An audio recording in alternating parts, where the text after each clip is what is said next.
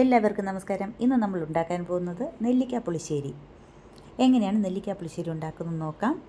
അതിനായിട്ട് ഞാനിവിടെ കുറച്ച് നെല്ലിക്ക എടുത്തിട്ടുണ്ട്.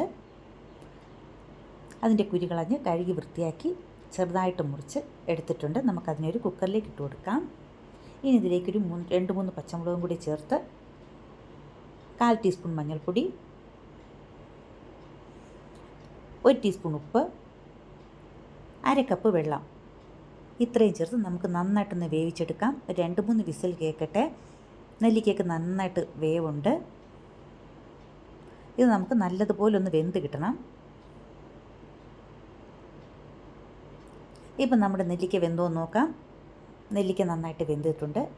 ഇതിനെ നമുക്ക് തവി വെച്ച് നന്നായിട്ട് നുടച്ചെടുക്കാം. ഇല്ലാന്നുണ്ടെങ്കിൽ നമുക്ക് മിക്സിയുടെ ജാറിലേക്കിട്ട് ഒന്ന് അരച്ചെടുക്കാം.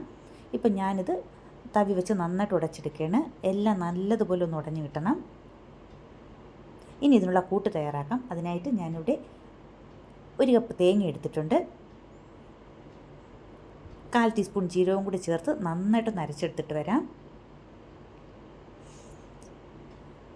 ഇനി ഈ കൂട്ട് നമുക്ക് നെല്ലിക്കയിലേക്ക് ഒഴിച്ചു കൊടുക്കാം. നന്നായിട്ടൊന്ന് ഇളക്കി യോജിപ്പിക്കാം.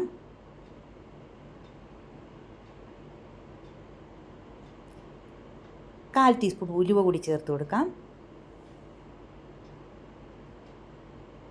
ഇനി ഇതിലേക്ക് 1/2 കപ്പ് തൈരും കൂടി ചേർത്ത് നന്നായിട്ടൊന്ന് മിക്സ് ചെയ്ത് നമുക്ക് ഉപ്പുണ്ടോ നോക്കാം. ഉപ്പ് കുറവാണെങ്കിൽ കുറച്ചും കൂടി ഉപ്പിട്ട് കൊടുക്കാം. ഇനി ഇതിനൊന്ന് സ്റ്റൗ ഓണാക്കി വെച്ച് ഒന്ന് ചൂടാക്കിയെടുക്കാം. നന്നായിട്ട് തിളക്കരുത്, ചൂടായാൽ മതി.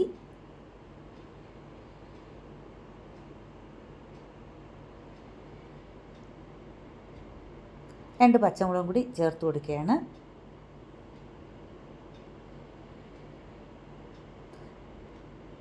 അപ്പോൾ ചെറുതായിട്ട് ചൂടായി വരുന്നുണ്ട്. ഇനി നമുക്ക് സ്റ്റൗ ഓഫ് ചെയ്യാം. ഇനി ഇതിൻ്റെ കടുക് താളിച്ചെടുക്കാം. അതിനായിട്ട് ഞാൻ ചീനച്ചട്ടിയിൽ കുറച്ച് ഓയിൽ ഒഴിച്ച് കൊടുത്തിട്ടുണ്ട്. ഇതിലേക്ക് 1/4 ടീസ്പൂൺ ഉലുവ ചേർത്ത് കൊടുക്കാം. ഉലുവ ഒന്ന് മൂത്ത് കിട്ടട്ടെ. ഉലുവ പൊട്ടി വരും.